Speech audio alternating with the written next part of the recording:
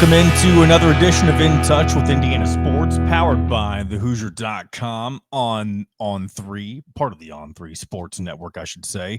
John Alden with you as always. Glad to have you on another weekly edition of the show, a late release edition of In Touch with Indiana Sports.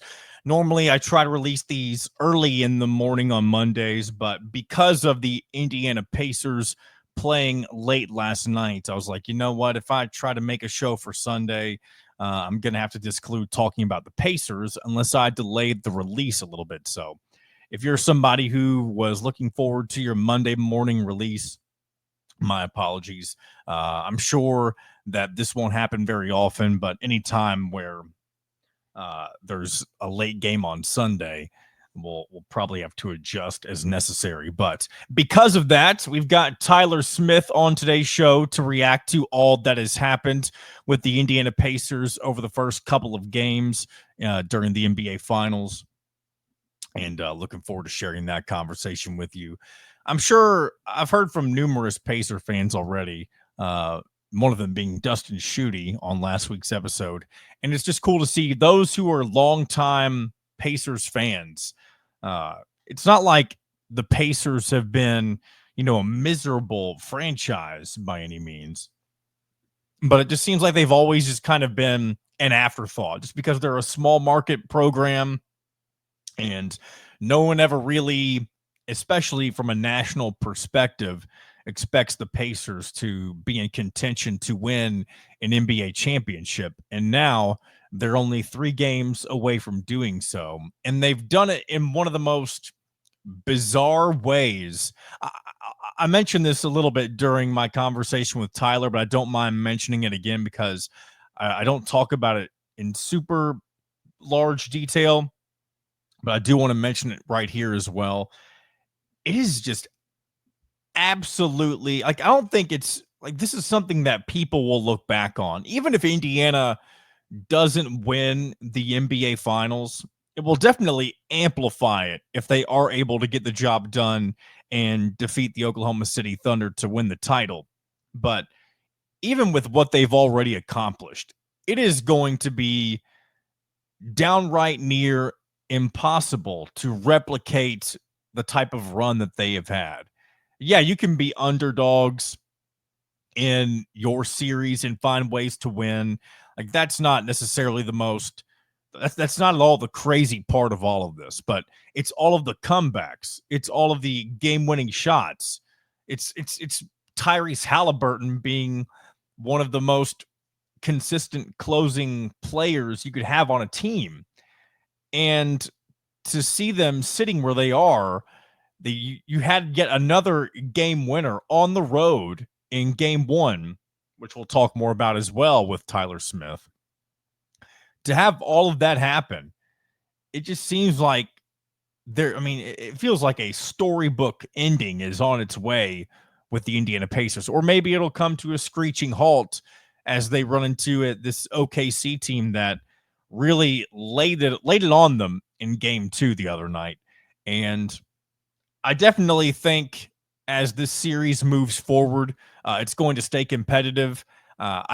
I think Indiana will, at the very least, get one of 2 of these upcoming home games. And if they're able to sweep their home games here and go up 3-1, I mean, it will definitely won't be impossible for Oklahoma City to come back down 3-1 because you're dealing with the best team in the NBA, at least as far as talent is concerned, and what they've been able to do when you look back on the regular season. But I mean, it would almost hurt more if the Pacers went up 3-1 and then lost the series 4-3 than if they were to lose some other way. But at the same time, though, then you're getting a competitive series. So there's give and take, positives and negatives with both. But if you're the Pacers and if you're able to muster a way to win both of these upcoming home games and go up 3-1, I mean, you're very much on the doorstep of winning your first ever NBA title, and it's been fun to cover this as it's happened. I mean, I kind of teased several months ago as we were heading towards the postseason of the NBA playoffs, or of the NBA, I should say.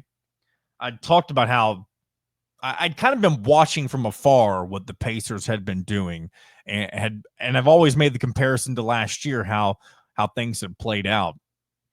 But never would I have imagined them to be where they are right now, playing for a potential title. So looking forward to game 3 on Wednesday. I'll say, with my schedule right now and with having a newborn baby, sleep is hard to come by. And even more so when I try to stay up watching these games. And I mentioned this already as well, because I've now done this. I've now done this twice. And I highly doubt this will happen again, especially considering we're already in the final series of the playoffs. But that game 1 comeback, for the second time, like I just mentioned, I did this in the Knicks game 1, and now I did it against the Oklahoma City Thunder. I turned off the game in the fourth quarter thinking that the comeback was just too much for the Pacers to bear. And I didn't realize until waking up in the wee hours of the morning that Tyrese Halliburton had hit yet another game winner, and the Pacers made another improbable comeback. But shame on me once again for that. But maybe I should just quit watching, because the games I watch, I feel like they play worse in, with the exception of a few. I did see their crazy comeback against the Cavaliers in the Eastern Conference semis, and I watched game 6. I watched most of the games nearly front to back, but I just feel like I never get to see the good endings. I always bow out way too early, unfortunately. So does that make me a fair weather fan? Probably, but I kind of am a fair weather Pacers fan. I don't watch them during the regular season as much because I'm so focused on college basketball. So we'll go ahead and, I got one more thing I want to mention on the NBA front, and then we'll transition into our conversation with Tyler Smith. And this is just I really just kind of want to gauge some listeners' thoughts on this. And speaking of listeners' thoughts, I am going to end today's show with a little bit of YouTube comment action. I haven't gone to the YouTube comments bank in a while. So I definitely want to give that its due, give you guys your due, because a lot of you guys send some good things in, and I want to address those on the show. So we'll get to those later on in the show. But after the Pacers defeated the Knicks in the Eastern Conference Finals, the Knicks decided to fire Tom Thibodeau for who knows what reason. I mean, when you're a franchise like the Knicks, I understand that expectations will always be, to win an NBA championship. And even though that's clearly not what the Knicks were able to do this year, they have been taking steps in the right direction over the last couple of seasons. And there's no reason to think that they weren't still heading in an upward trajectory, even though they weren't able to get past Indiana in their Eastern Conference Finals series. So I really, again, maybe I shouldn't be tackling this the way that I thought I would. I just kind of thought the firing was bizarre. I don't really know who you're going to get that will elevate them that much better. I think that's really the reason I wanted to bring this up. There's people throwing out Jay Wright's name. I think he's since declined that he'll be humoring this job. And then, of course, Dan Hurley, once again, nearly took the Los Angeles Lakers job last year.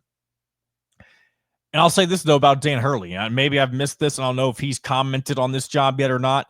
I think if Hurley were to make the jump to the NBA, I think the Knicks are a fantastic fit for somebody with his loud personality. Somebody like him who is not afraid to get in your face, kind of that old school. I mean, he's from the area too, right? It's not like he's heading out west to the Lakers like he nearly did last year. He definitely has that New York type of attitude if Dan Hurley wanted to humor going to the Knicks.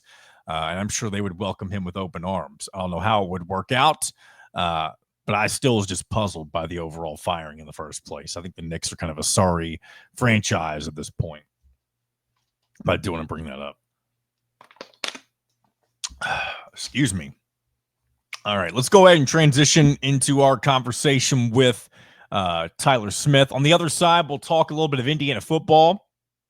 Also need to mention a little bit of this news regarding just the NCAA in general with NIL.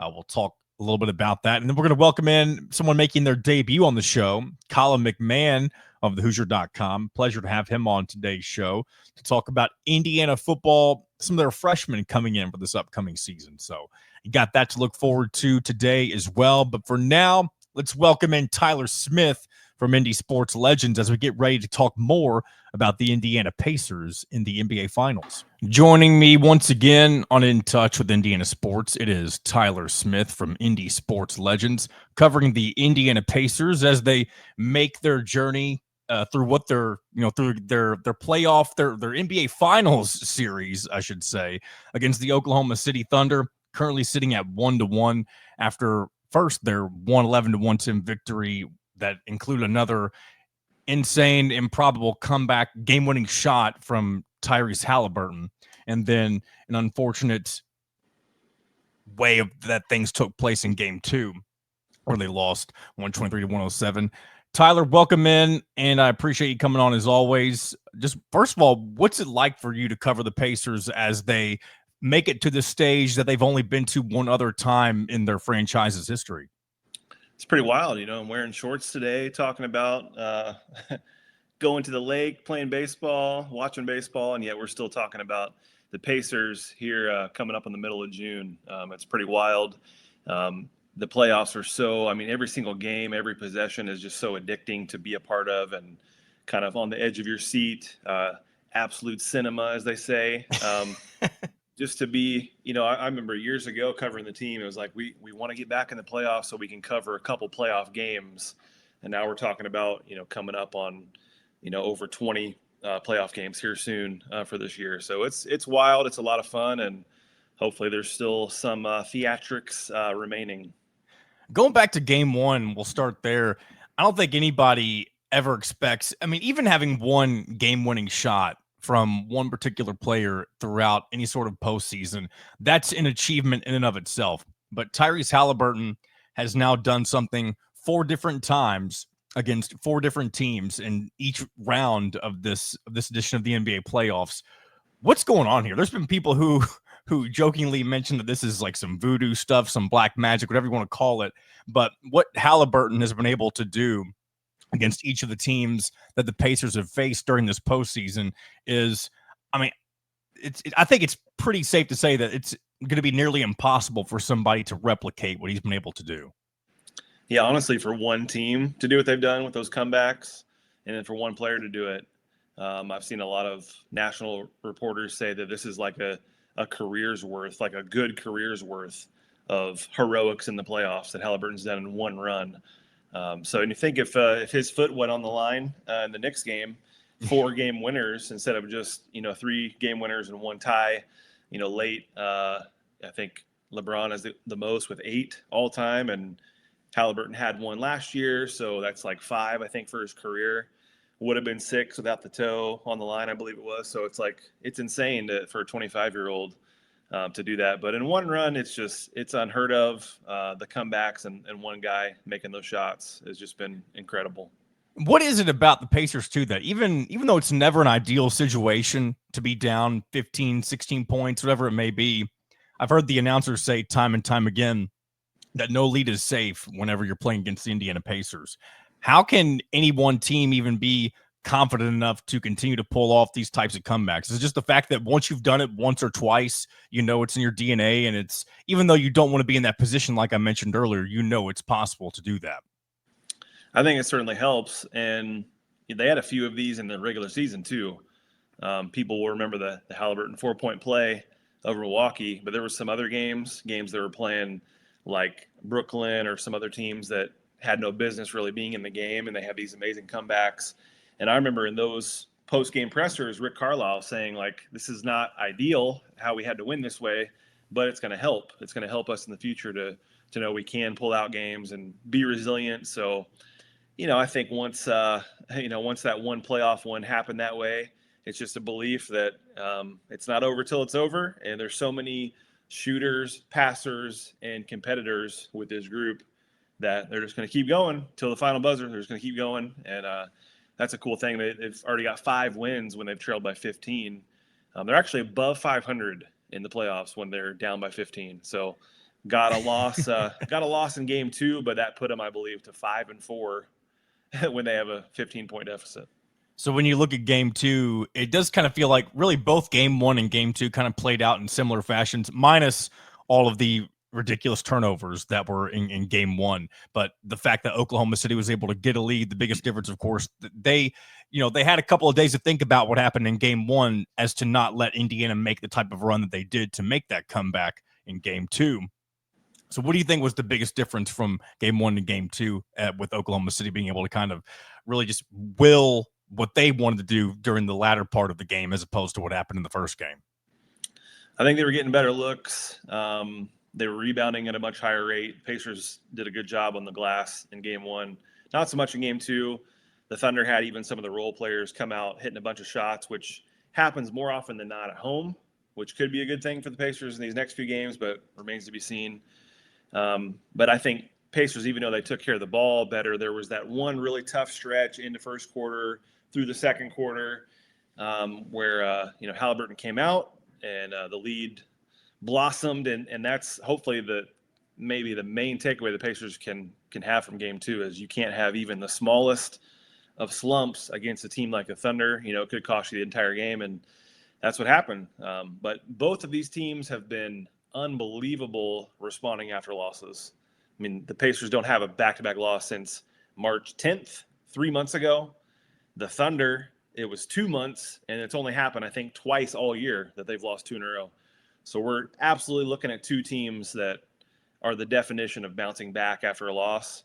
So the Pacers would love to just, rotate wins from now on. They would be champs. That's true. They would win in game 7, but that'll be put to the test with this Thunder team. But it's wild to see 2 teams with kind of some similarities in that way.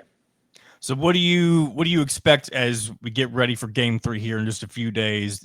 Obviously, the series is moving back to Indianapolis, Gainbridge Fieldhouse. We know that Indiana in the playoffs has, for some reason, not been the best in game 3s, but that doesn't mean that can't change in this particular series. How do you think Indiana will show improvement from, now that they're back at home for the next couple of games? What do you think will swing more in their favor? Obviously, you'll have a crowd on your side and that sort of thing, but what does Indiana do better at home as opposed to when they're on the road usually? Well, I do think part of it is the whole mindset. Like every other series, they lost game 3, but they were up 2-0. And it's hard to even put into words like the psychological difference of how you're playing. You feel a little safer with a lead up 2-0.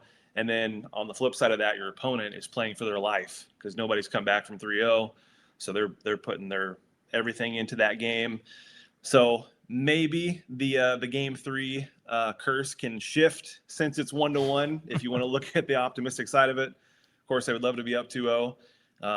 But I'm sure that's played a role, just having those 2-0 leads and, kind of relaxing even for a little bit in those games and then bouncing back in game 4 as they have every time. But I think the crowd will certainly help. They help with effort. They help with ball movement and just like, swinging the ball to the corner, the crowd getting up on a shot. It brings some life into that. Doesn't always mean it's going to go in just because it's at home. As Carlisle says, there's nothing guaranteed for us just because we're playing there. But Indianapolis has waited 25 years for this game to be able to play in the finals in Indy, and it's going to be rocking. And I think I don't know if they'll, for sure win the game, obviously, but I do think a much better effort than even the first 2 games. And I think Oklahoma's going to have a tough time winning a game there, and it's going to be fun to see back in Indy. One thing that was kind of a big storyline in game 6 of the previous series, Thomas Bryant had a heck of a comeback or coming out party, if you will, after having some not so stellar performances in the past. Do you think, and maybe it wouldn't be him necessarily, if there's a certain role player that kind of helps Indiana, get over the top over these next couple of games, who are a couple of players you might have in mind? I could see Mathern having a big role because he plays a little different than the rest, and he gives you a little bit different wrinkle than the other players on the team if he's going right. So obviously his minutes have been sporadic. His attention to detail is sometimes, it's like he's an absolute dog one game and then in the doghouse the next for missing assignments or just not playing that many minutes. But he's a guy that I think if the Pacers can find a way to kind of unlock him a little bit. But I think bottom line is they need more from their stars. The stars will admit that. As much as this team is a balanced attack with 6 guys in double figures in the playoffs, 5 of them I think are 13 or more points a game, which has never been done before. As much as they live with that balance, this team goes as Halliburton goes, and when he's getting X amount of shot attempts, 15 plus shot attempts, 20 plus points, that's when this team is most successful. So him and Siakam, they got to bring it every night, and they've always bounced back. So if they do it again and they show out well Wednesday, then obviously they'll be in a better spot. But I'd say maybe Mathurin and Pacers need McConnell to play well. His stat line looked pretty good in game 2, but made a lot of key mistakes. And he's been very all or nothing. Like last year in the playoffs, he was just like balling every night. This year it's kind of like off and on, and sometimes even in the same game. He'll come in the first stretch and, Pacers lose a 10-point lead when he's in, and then he'll go on a heater in the third. Like it's just a little inconsistent. It's almost like him and Tyrese Halliburton can't be on the same page in the same game for whatever reason. Seems like it, yeah. On the same lines, though, with Tyrese, do you think he kind of needs to assert himself more as a scorer more often than not? Like, I know he's confident in his shooting ability and that sort of thing, but he's definitely a distributor first. Do you think in certain situations, especially when things are on the line the way that they are now against the Thunder, and you have a chance of winning an NBA championship, would you like to see him be more just aggressive, wanting to score the ball as opposed to looking pass first all the time? Yeah, I would, and partially because, again, the numbers back it up so much. They don't, I've written about this a lot this year. They don't need him to always be the 30-point superstar type player, but the numbers show that when he is, not a complete non-factor in the offensive as far as scoring, that's when they're successful. And when they're not successful is when he's passive. So the numbers are crazy when he scores 20 or, as I said, shoots 15 shots. So there are a lot of times in game 2 and other games throughout the year, a couple times in the playoffs where, he looks aggressive, gets to the paint, and could shoot a little midi, but he ends up kicking it out, and then it's not even for too much of an open look. Like Thunder are amazing at closing out, so the Pacers end up swinging the ball around a little bit when he could have just taken a floater or a mid-range jumper, which he did so well closing out the Knicks in game 6 in that second half. And he'll admit it all the time. He goes, I got to get more aggressive, got to get to the paint. Easier said than done against the Thunder. But, yeah, I would say more aggression. Think we'll see it as long as he's not favoring anything. They have a couple days off here, so I don't make too much of the news of him kind of limping after the game. I think there's enough time off that he'll be fine. He didn't say a word about being hurt, so I think he'll be all right. But more aggressiveness for sure. And plus, you could honestly argue, especially at a few different moments in these first 2 games, with the overt aggression against a really good defensive team like Oklahoma City, it can definitely bite you in the butt. There were numerous times when I was watching those games where I feel like the team is trying to push the ball up the floor so fast that they almost don't even really think about what they're doing. It just kind of seems like they're launching the ball up the court, which I get it. They want to play at the pace that they're used to. But when you have a clash of the Titans when it comes to Indiana's offense and Oklahoma City's defense, I think the early returns are that the Oklahoma City defense, more often than not, is going to be able to play their way as opposed to the way Indiana wants to. It doesn't mean that it can't work from time to time. I just feel like their strength might be a little bit better than Indiana's strength at certain points during the games. Yeah, it's at least looked that way to this point in those 2 home games. And, it's kind of, even going into the series, it's this idea that the Pacers want to play their way and they want to share the ball, move the ball, which can also fit into the Thunder's style of playing defense. They want to play the gaps and the passing lanes. So Indiana could end up getting a little too ISO heavy. And if that happens, that's playing also right into the Thunder, what they want to do. So my biggest question, though, as we look ahead to this series shifting, the Oklahoma City Thunder have been a lot more human on the road in these playoffs. They're 4-3 in the 7 games. One of the wins was a big comeback when John Morant got hurt They have not blown out any team in their 4 wins. So it's not like they have this same kind of dominating, force that they have in that arena at home. So they're a little human. So maybe, if that plays in the Pacers' favor, everything comes down to game 3. If the Pacers were to win it, that would set up an unbelievable opportunity in game 4. Place would be going insane. Put some pressure on this young Oklahoma team, and maybe that game 1 steal comes back to where it's like that was, Oklahoma blew it because they're not as good on the road. That's what the Pacer fans are hoping for at this point. But to your point, even defensively, will they be able to defend at that kind of level if the Pacers have the whole magnet ball thing going in their home court? Will the Thunder be able to kind of respond, to that, even with their amazing defense typically on display? Now, I don't know how much you watch Oklahoma City, and if you don't have much of an answer, this is totally fine. But Shai Gilgeous-Alexander, how does he perform? How does I know he's the MVP, and he's one of the best players in the NBA right now. I guess some would say the best, considering he's the MVP. But does his game travel well, or does he kind of have off nights more often than not whenever he's on the road? I think his does. And, honestly, even through this whole playoff, the Pacers have been fine when other star players go off. I mean, I had a tweet, a few games ago with Giannis to Mitchell to Brunson putting up 35 points on average, and Pacers still 13-5, in those games. So as long as he's not, 45, 50 point type night, if he's getting his, but the other guys, the Pacers are containing them. I think he'll be fine for Oklahoma. I think he's going to have a great night. Every night he's almost impossible to guard. But I want to see, the Wiggins of the world, Wallace, the other Williams, Joe, maybe even their top Williams. Can they play at this level on the road, or is it more like they'll kind of get punched and try to come back? And then this time around, maybe that game 4 isn't as easy as what Minnesota, even though that was a close game, fighting back against Minnesota. With a lead, maybe not as much if you're down to Indiana. So we'll see what happens, but I'm more focused on probably all the role players for Oklahoma on the road. Would you say it's more important? This may be kind of a silly question. Would you say it's more important for Indiana to go ahead and win this game 3 as opposed to have the pressure on them to get a win in game 4? Because at that point, if you lose that home court advantage that you've been able to steal back from Oklahoma City, you're kind of in deep trouble at that point, potentially.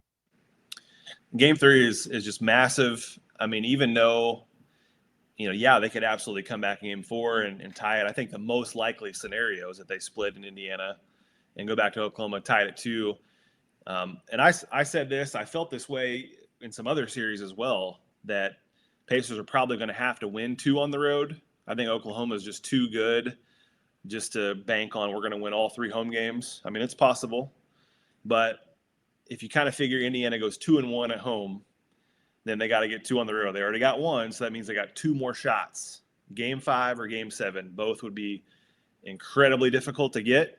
But if you're talking about NBA championship on the line, you take that scenario 100 times out of 100, and assuming they do protect home court at least to the 2-1 side of things, it's going to be big, though, to pick up game 3, because not only are you up 2-1 at that point with a huge game 4, but you also kind of shift the momentum and show that, it's not just we're going to get dominated by Oklahoma and we got lucky and won. It's we bounce back and get a big win, and now it's an actual series that we're looking at. Last thing, I saw one of your posts on Twitter. I believe you were talking with somebody outside of Gainbridge Fieldhouse. I believe it was a regular attendee of some Pacers games. And just hearing his reaction, I'm sure several other fans are in the same boat as him. And pardon me if this is a cliche question as well, but if Indiana's able to pull this thing out, win the NBA Finals, what would a championship mean to Indianapolis and the state in general? It'd be everything, because just the whole basketball state thing and the fact that Pacer fans have been through so much, not as much as what some teams, because some teams just don't have much success. The Pacers have been to the conference finals, I believe the 4th most of any team in the East, but had only been to the finals once. So I think they were like 1-9, 1-10 all time. Now 2-9, 2-10, whatever it is. But you got the brawl the year they thought they were going to win it all. You had Michael Jordan in the way with those amazing Pacer teams. You had LeBron in the way. There's so much that has happened. You have injuries, Paul George, Oladipo, all these things that have happened to this team that have gotten in the way. So it's like decades of built up frustration and hope that would just come flooding through. We kind of felt it in that game 6 against the Knicks. Once they kind of had it, I just started looking around the stadium just to see people's reactions, just like, this is happening. This is incredible. So take that times probably 10 if they were to win the NBA Finals. Tyler Smith of Indie Sports Legends, I appreciate your time as always. And I believe the next time you and I would chat would be if this series does get all the way to a game 7. We've kind of been doing an every other week thing during these playoffs. We'll be reacting to whatever happens if the series gets extended that far out. So we'll obviously be checking everything out and hopefully enjoying it as it goes along. And I can't believe we're watching basketball in June, professional basketball in June. It's just very, like you said, it's a very weird thing. I saw Kyle Nedenrip put it the other day. It was some sort of press conference for, I don't even remember what the event he was covering was, but thought it was weird that they were still also covering Pacers basketball this time of the year. So It's definitely new for a lot of people, but maybe it's something that if Indiana is able to maintain a lot of this roster, maybe this will be more of the norm for the next several years. We'll have to wait and see. Definitely possible. Appreciate your time again. We'll talk again soon. Thanks a lot. Big thanks to Tyler Smith as always. I love alternating between him and Drew as we follow the Pacers along through their playoffs run, and I'm looking forward to seeing what happens later on this week in games 3 and 4 in Indianapolis. Now, we're going to transition over to a little Indiana football. Going to welcome in Colin McMahon here in just a couple of minutes. But I did want to react, or just kind of, I guess maybe try to unpack a little bit of what this, with the NCAA settlement, if that's even what you want to call it, all that stuff came out a couple of days ago, how schools will now be able to share up to $20.5 million with their student athletes as part of revenue sharing. And apparently that number is going to increase over the course of the next several years. And it's almost like kind of the beginning of salary caps in a way in college sports. And on top of that, the NCAA, I don't believe they're going to have anything to do with this. So they're going to become even less involved than they already are with these, new guidelines. I don't even know if that's the proper term for something like this for NIL. It's going to be run or controlled by something referred to as the College Sports Commission. So I'll try and get somebody on here over the next week or so that will help me dive into this a little bit more, kind of get into the nitty gritty of all of it, because this is definitely a really big development when it comes to the future of NIL and how things will maybe kind of be regulated more so than they ever have. And of course, this will definitely impact not just Indiana, but all the big schools and college sports as a whole. So this is definitely a big deal, and I'll be curious if I'm able to pick the brain of somebody who can help make this more clear to the small-minded human being as myself would be. So I'll definitely try and reach out to somebody who can help me dive into more of that. So, but right now, I do want to talk some more Indiana football. Going to bring on Colin McMahon of the Hoosier.com. He recently put out a piece about some of Indiana football's freshmen and kind of does a bit of not necessarily a deep dive, but kind of profiles a bit of each one. And you can find that article on the Hoosier.com if you're subscribed. It is a premium article, so we don't really spoil the entire thing here. But without further ado, here to talk a little bit of Hoosier football, it is Colin McMahon from the Hoosier.com. Joining me now here on In Touch with Indiana Sports, it is staff writer for the Hoosier.com, Colin McMahon, making his debut on the show. Pleasure to have you on, Mr. Colin. Yeah, I'm happy to be here, ready to talk some IU sports. It's a busy recruiting period. Obviously, football is a few months away, but Kurt Signetti and his staff don't stop. Coach DeVries and his staff don't stop. So it's a year-long thing. And I gotta say, and I don't know how long I know you're younger than I am, but you were around last year for all of the success that Indiana football got to experience. And so I don't know if you're a longtime IU sufferer like myself, but to see where this Indiana football program is right now and potentially heading for as long as the Kurt Signetti era is in Indiana, it's definitely an exciting time as we get, just a couple of months away from another football season. Yeah, my dad went to the university, so I've been watching IU football forever. I mean, I'd be lying if I told you that I was a diehard fan when I was younger, just because they were, not very good, obviously. But now covering the team is very exciting. Last year was the first time I was full-time covering the team. I went to 12 out of the 13 games in person, and it was fun to be around. And what's most interesting about it, and we'll see this season how they transition into year two, because year one they caught lightning in a bottle.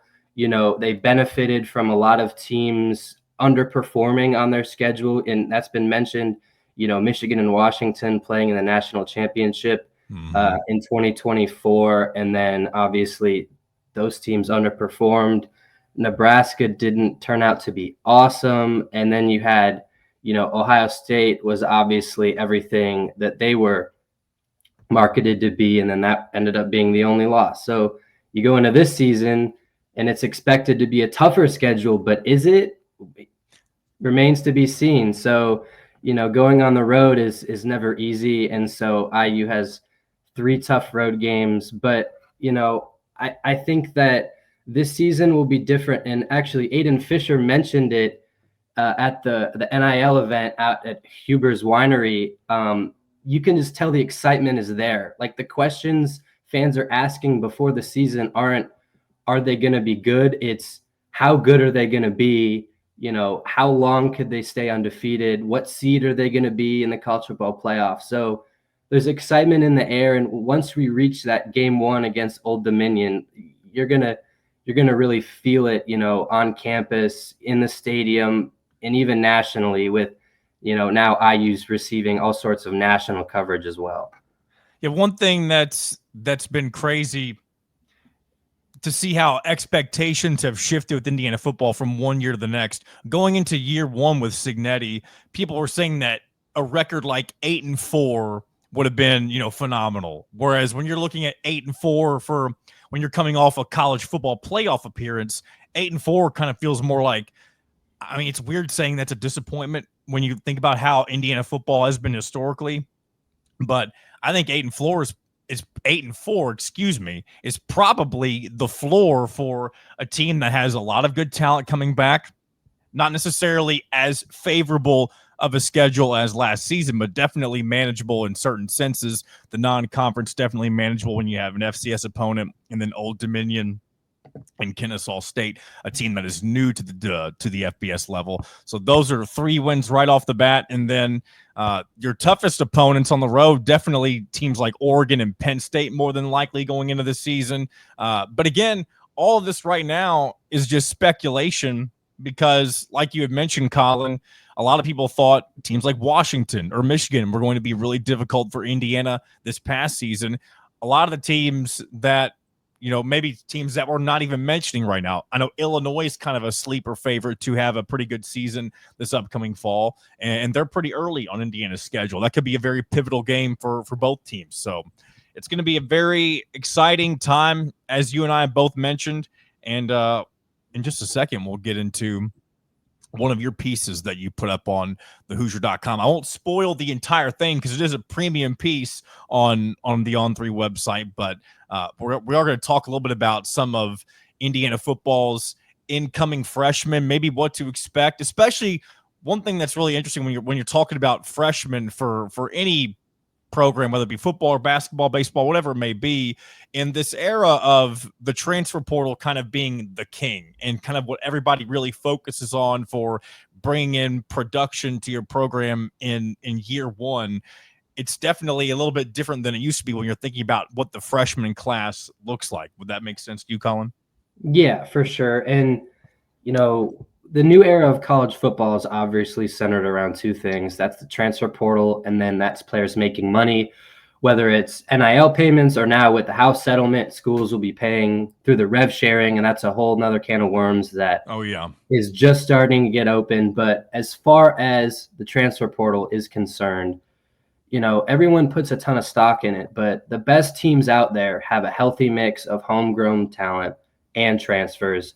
A team full of transfers, and Indiana technically was, but with all those James Madison guys, it was almost as if it wasn't, because they had familiarity with the staff and with each other. And so it's very rare to see a team full of transfers really succeed at a high level, and not only that, sustain that success. If you're getting 15 new starters every single season, in football, it just doesn't really work. You obviously need to fill those holes, and Indiana has filled a lot of those holes, specifically on the offensive side of the ball with Fernando Mendoza, the 2 running backs, 3 projected starting offensive linemen are all transfers. But when it comes to returners, they might be even more important. The 3 All-Americans on defense, Pons, Fisher, Kamara, those are going to be your 3 anchors. And then on offense, having Carter Smith and Bray Lynch back is going to be huge for the offensive line. And then receivers, Surratt, Cooper, these returners are just as important as the transfers. And the transfers are obviously shiny new pieces. That's what everyone wants to talk about. But this is why having good freshman classes is so important, even with the new age of the transfer portal. And, obviously with times like this in June where, it's mostly previewing stuff in addition to the recruiting stuff, there's not much going on. I thought, having a story kind of showcase the freshman class would really be helpful, not only to the readers, but for myself, just to get to know who Indiana has, because with rosters turning over, it's tough to kind of keep up. But if you have a strong base of knowing who those homegrown guys are, it's really helpful. And Indiana has a very talented class. Some of the guys performed in the spring game. LeBron Bond was, a huge standout on the offensive side of the ball. Byron Baldwin, Keontae Stewart, two guys on the defensive side of the ball. But beyond that, Indiana has 25 incoming true freshmen. Each brings something new to the table. It would be rare for, those kinds of guys to get regular playing time, but you never know. Football has injuries. Things can happen. And so having an understanding of the freshmen as a fan standpoint is very helpful. And again, it was also just helpful for me just to learn, especially those guys who haven't arrived yet for spring ball, just to get to know who they are as well. I'm glad you mentioned the spring game, because obviously last year when you have a whole cavalcade of pieces coming in, you want to see everything kind of get thrown into the mix a little bit. One thing that Cignetti did a whole lot different this year is that you kind of got a lot more of a showcase of the guys that you probably won't be seeing taking the majority of the snaps on a real game day. And so like you mentioned, it kind of allows fans who are able to attend the spring game, especially since it wasn't televised, to kind of get a little more familiar with who some of those second, third, even fourth string guys might be. And you mentioned a couple of those newbies already, like Byron Baldwin. One other name that I'm looking at right now that I think is pretty intriguing, and it's simply because his older brother was one of the more standout pieces to this Indiana team, specifically the defensive line. You had Mikhail Kamara last year, one of the biggest havoc wreakers in the Big Ten, even in college football. You get his younger brother, Amari Kamara, this year. He's only a 3-star recruit, but do you think he is somebody that, because he's – I'm not trying to say he's going to be living under the shadow of his older brother, but do you think he's somebody that may have a bit of a way in due to that sort of bloodline already on the Indiana football team? Maybe that's a bit of a stretch. People could say the same thing about, Alberto Mendoza and Fernando Mendoza if you wanted to. But I think a lot of people, just because of the name recognition, will be interested to see if somebody like Amari Kamara finds himself getting some reps on the defensive line at certain points during the season. Yeah, and it's just a great story overall. Mikhail Kamara, he's like the heart and soul of this Indiana football team. You know, when we go in after the game to post-game pressers with the players, he's always just the most joyful, happy guy. You know, obviously it helped that, you know, most of the time, if not all of the time, it was after a good performance from Kyle Kamara. But even when he may have felt like he didn't have an awesome game, he was always smiling. He was always, you know, just being a great guy to be around, you know, and that's infectious. And so I assume that his brother is similar in that way. And if he is, you know, that's a huge help, just because it's one thing to be a talented football player, but when you're a great teammate and you're a great guy, you know, that goes a long way, especially as a freshman, when you're not going to, you know, play necessarily, you're not going to be an impact guy on the field. If you can make an impact off the field, that's huge. And so he's 6'1", he's 200 pounds. He has good size for the position. And if we know anything about Derek Owings and Bryant Haynes and what those guys can do with, you know, already talented guys, I think he can really progress. And, you know, his brother, Mikhail, wasn't a highly touted recruit. You know, he was under-recruited, goes to JMU. And then obviously now with the Big Ten program, he showcases just how good he can be on big stages. And so I think Amari could be similar in that way, where he's not necessarily the biggest recruit in this class, but as a 3-star guy who has potential and has his brother to kind of vouch for his potential of what he could possibly become, I think that, you know, he's an important pickup. And with freshmen like that, you never really know, because once you get into college, your 3-star, 4-star, 5-star rating, it doesn't matter anymore. You're there, you're on a roster, and you need to prove yourself. And I think that because of what Mikhail's done, proving himself every step of the way, we can expect the same from his brother as well. I'm looking at a freshman quarterback right now, Maverick Geske, somebody from is he an in-state guy? Yeah, it's right, from Buff Jesuit, Indianapolis. One thing that's interesting about freshman quarterbacks nowadays, and I feel like this is the case for not just at Indiana, but really any school, especially at the Power 4 level, recruiting a freshman quarterback, unless it's somebody that really is, you know, the cream of the crop, near the, you know, the top of the, you know, top 2, 3, 4 quarterbacks in a class, it's almost hard to see any of these guys being able to carve out their own playing time at said school, like in Indiana or any other Power 4 school that you may think of. It almost seems more often than not that guys like this end up, if they're not able to maybe luck themselves into some reps due to some injuries, which would be unfortunate for those who are already in the starting position.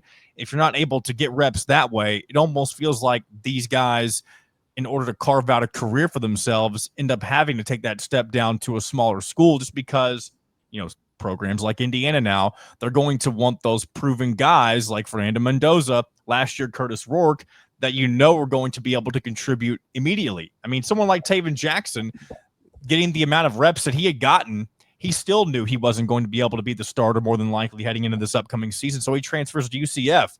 So quarterback, I mean, even though Indiana landed somebody like Maverick Geske, do you think this is somebody who will just, you know, be a depth piece for a year or two and then maybe moves on to one of the smaller schools like I had maybe just mentioned? Or is there a way for him to maybe find himself in the rotation here in a couple of years?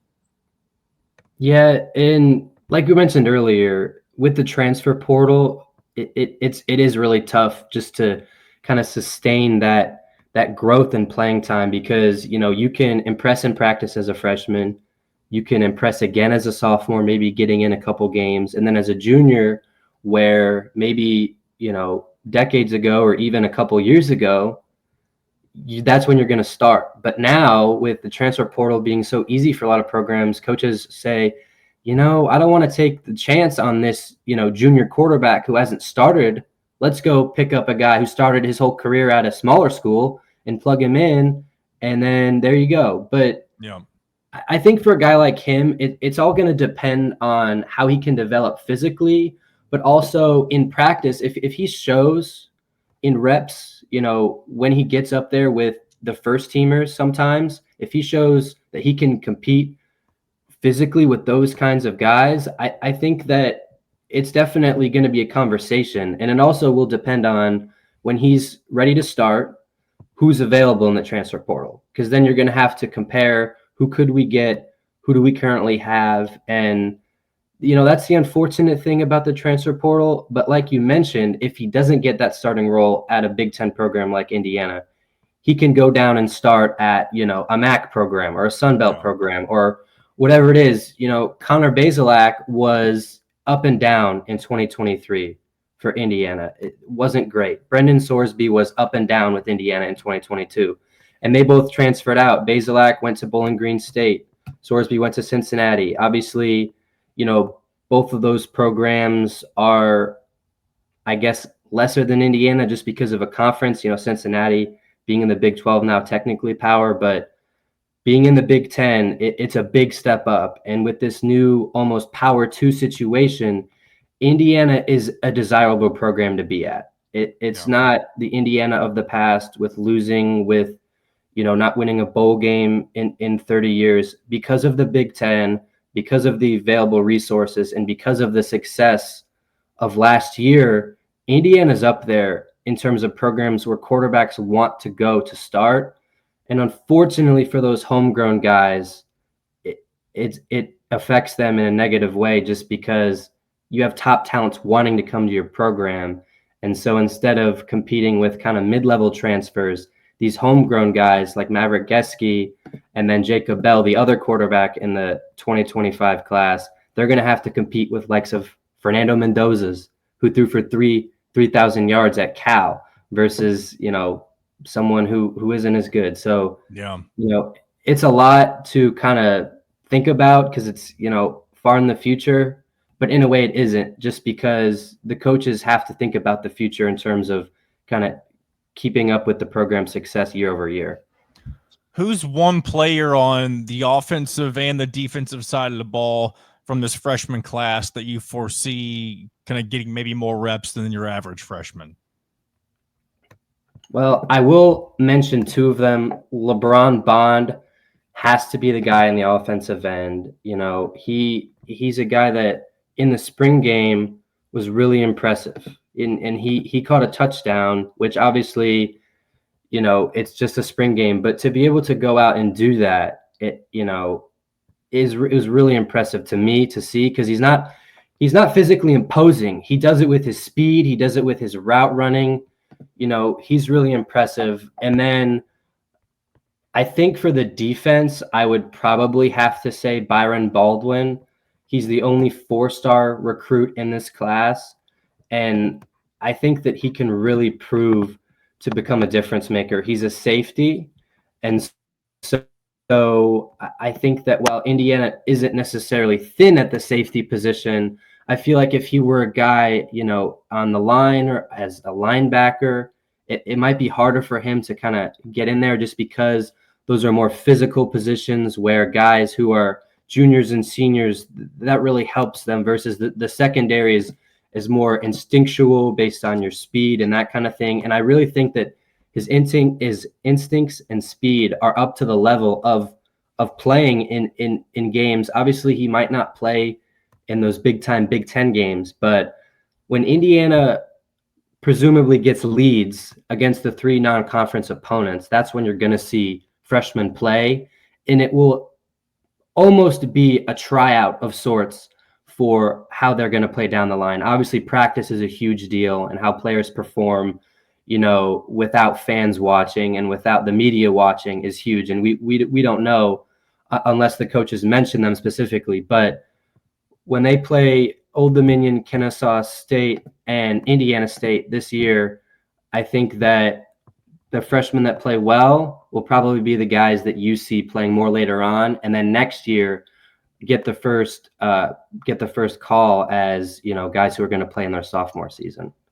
A lot of people could be aggravated, especially when you have a contender of a team like Indiana did last year. Some of those middling non-conference opponents can seem like a waste of time, but when you put it into that perspective, as a way to kind of build towards your future, get some live reps for those guys who otherwise won't be getting very many throughout the season.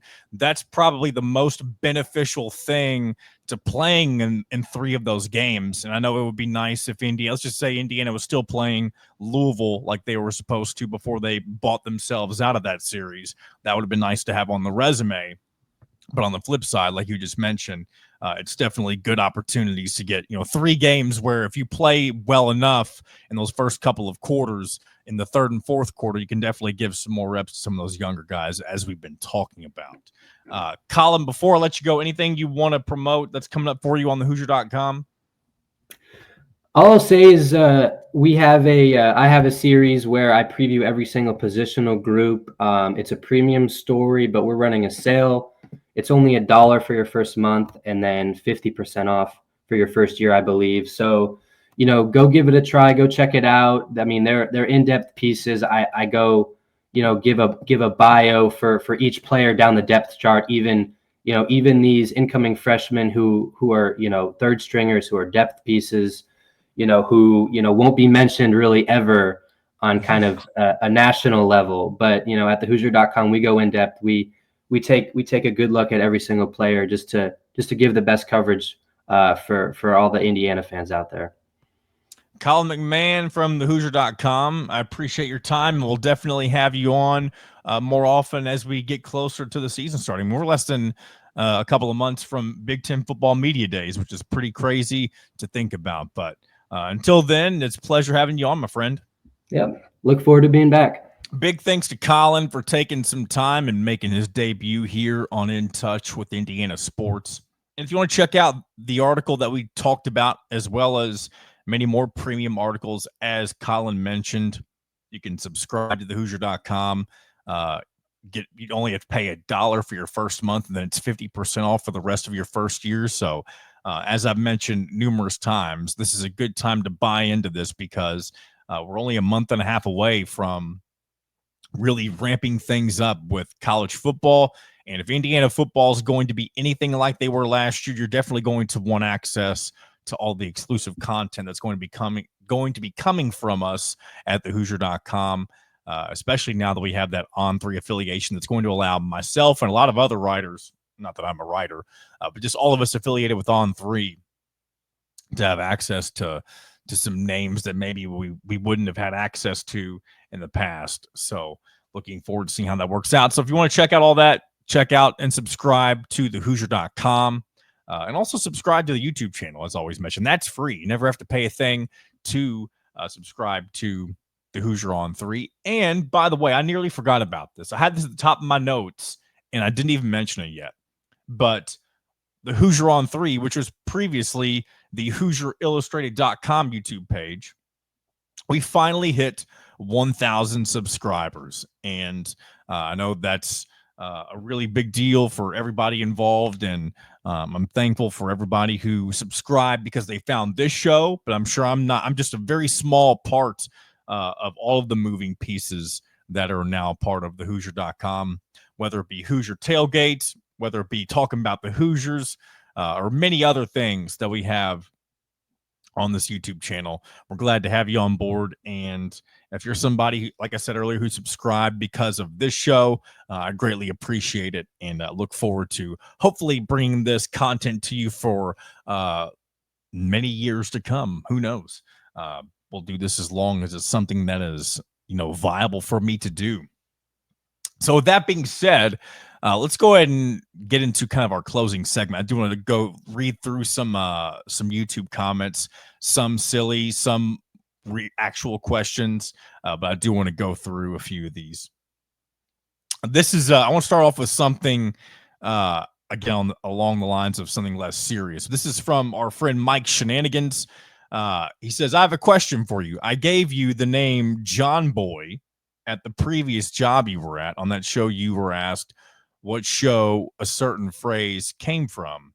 Now, you people don't give this away. Which show did the name John Boy come from?" So I saw this comment back when you initially posted this, Mike.